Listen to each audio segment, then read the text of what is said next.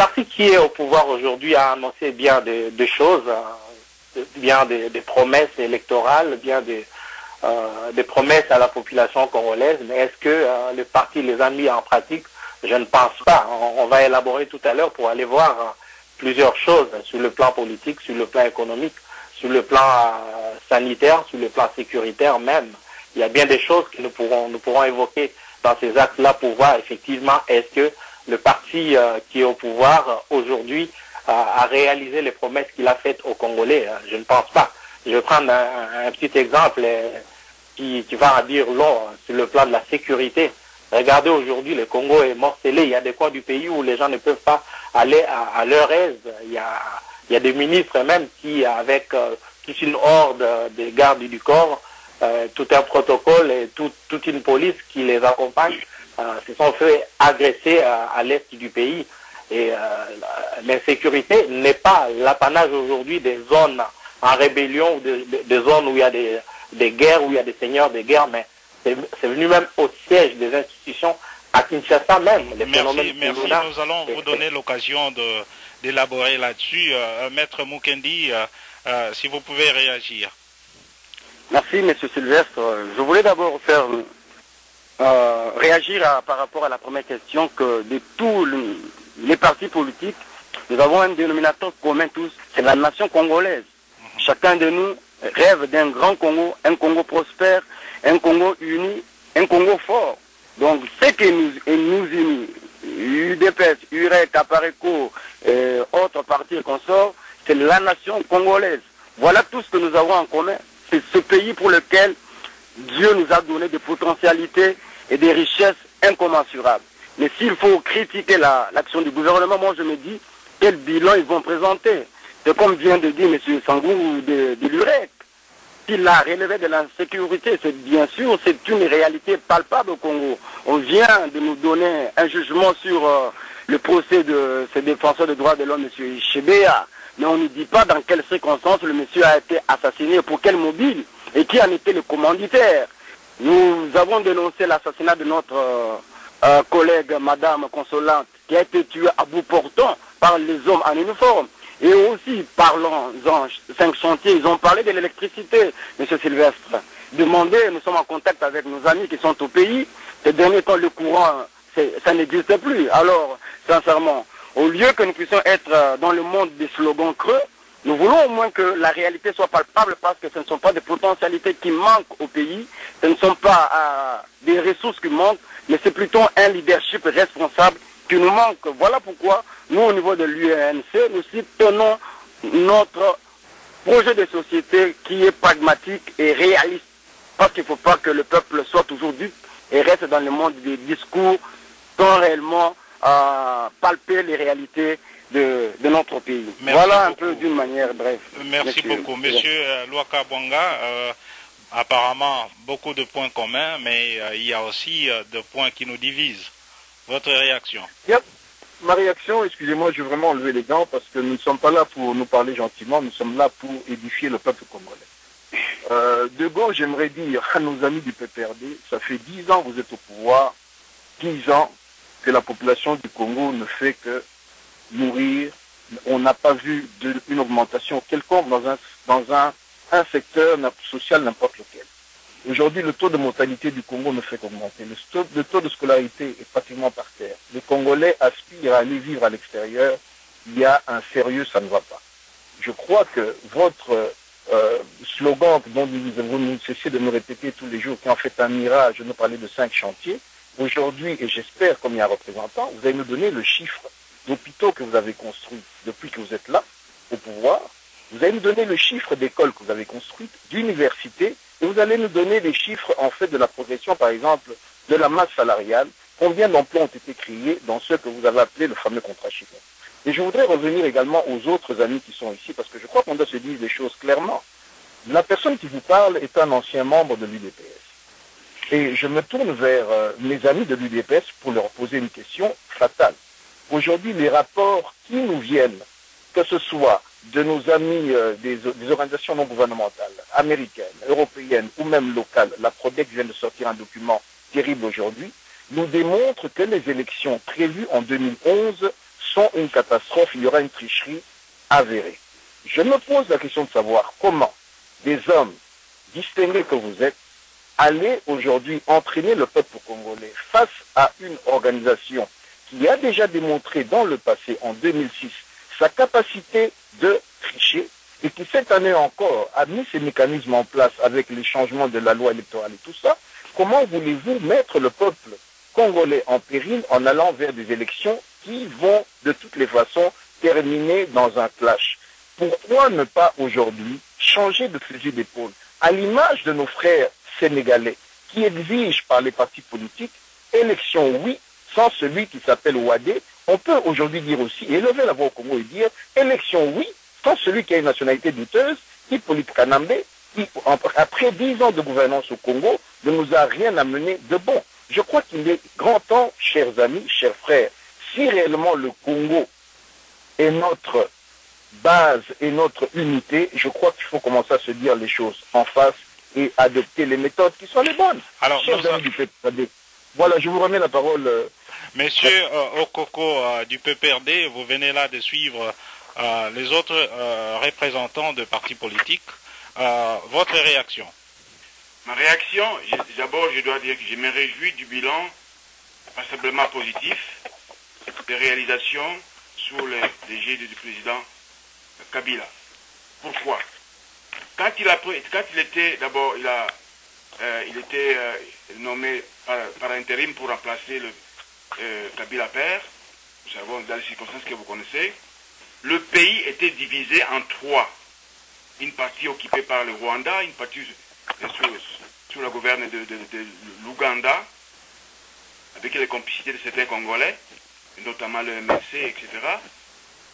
Mais il avait promis qu'il y aura l'unité. Et aujourd'hui, quand vous suivez tous les médias, on ne parle plus d'une partie occupée par le Rwanda, l'Ouganda et j'en passe. Vous pouvez prendre l'avion, aller à n'importe quoi du Congo, contrairement à ce que vous dites.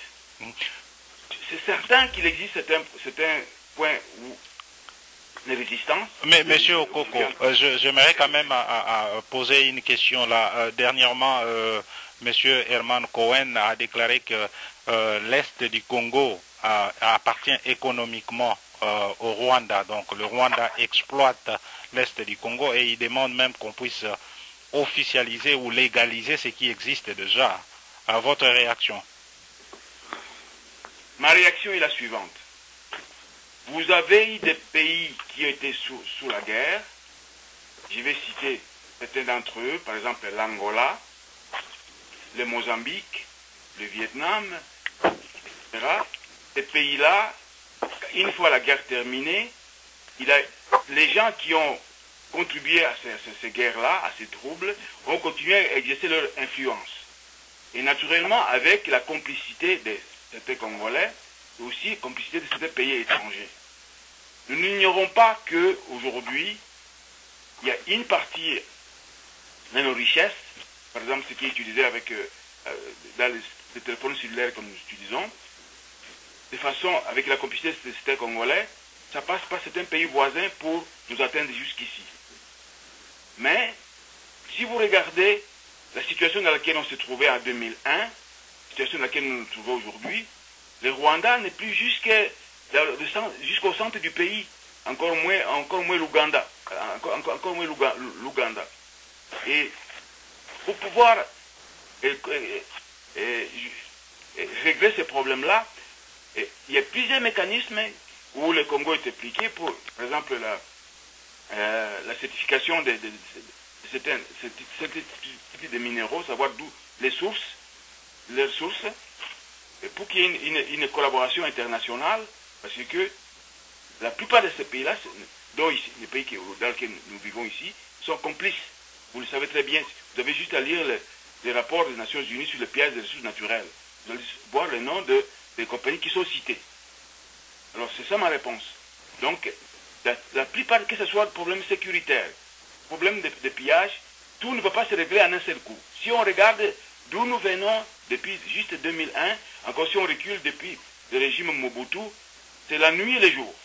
C'est ça la réponse que je puisse donner. Alors, Monsieur Tchibango, on reproche à l'IDPS de participer aux élections qui sont triquées entre guillemets d'avance. Comment réagissez-vous par rapport à ce qui vient d'être dit par Monsieur Luaka Bwanga de la D'abord, Pareco? avec tous mes respects, l'UDPS doit quand même se rappeler que juste, il n'y a pas très longtemps, a toujours pratiqué la politique des chaises vides. Et si on regarde les élections qui ont eu lieu là, en 2006, ça lui prouvait le contraire. Ça a marché. C'est pourquoi aujourd'hui l'UDPS s'est vu obligé quelque part de s'impliquer. Parce que les institutions se sont installées. J'ai juste à prendre un exemple. Combien de fois au cours des 50 dernières années on a vu des concours pour pouvoir engager des juristes, des magistrats, partant d'un nombre à peu près 15 000 candidats, et puis arriver à environ 1200, à l'instar de ce qui s'est passé dans les pays développés. Cela n'avait jamais été vu. Donc, si on regarde d'où on est parti, il y a un grand pas qui était fait.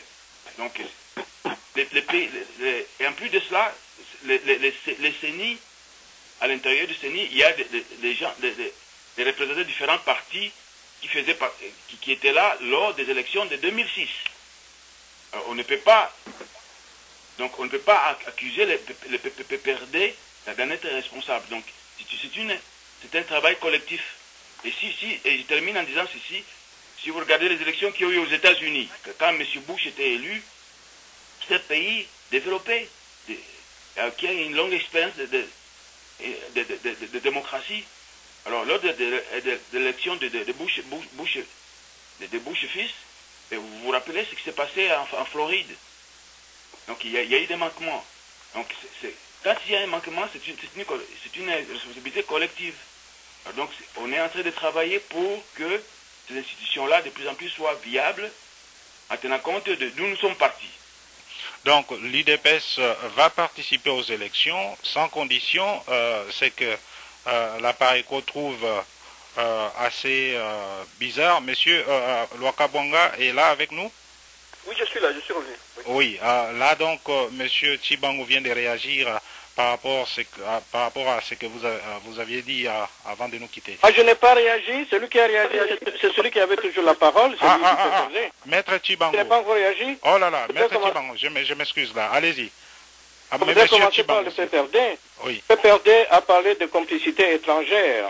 Et le PPRD a prouvé effectivement qu'il y a une partie du Congo qui est encore occupée par l'étranger parce que les ressources minérales du Congo sont exploitées et cela sans que le gouvernement de Kinshasa ne réagisse. C'est une preuve que l'autorité de l'État n'est pas encore étendue à toute la République. En d'autres termes, le PPRD vient de prouver que le régime de Kinshasa est un régime tellement faible qu'il se fait tirailler de gauche à droite. Il a donné les preuves lui-même, parce qu'il accuse, c'est facile d'accuser les autres, d'accuser les gens qui font de la complicité, etc. Mais lorsque vous allez dans d'autres pays où un gouvernement repose sur une autorité bien établie, vous verrez que les lois sont respectées et qu'on respecte aussi les richesses du pays. C'est une démonstration qui vient d'être faite par notre ami du PPRD pour montrer que effectivement tout est faible. En plus de cela, puisqu'on veut prendre l'exemple de Floride, Bush ayant triché, nous aussi nous pouvons tricher, il n'y a pas de problème. C'est encore une preuve. Donc une preuve que quelque chose quelque part n'a pas marché, les élections ont été tout simplement trichées. Et en plus, je voudrais dire à notre ami de la Pareco que le fait d'aller aux élections est une option. Nous avions opté de ne pas aller aux élections parce que nous avions la conviction que le pouvoir de Kinshasa allait être remis à celui qui dirige maintenant par la bonté de la communauté internationale. Notre président vient de faire le tour de l'Occident et il n'a fait que le dire. Il a dit, je suis venu pour dire aux Occidentaux qu'il faut qu'ils laissent le peuple congolais libre de choisir ses dirigeants et non pas répéter l'exemple de 2000.